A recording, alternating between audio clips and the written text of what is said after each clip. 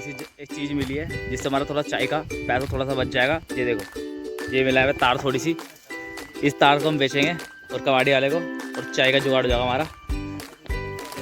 अब चाय करची है, ये हमने फ्रांस से मंगाई थी।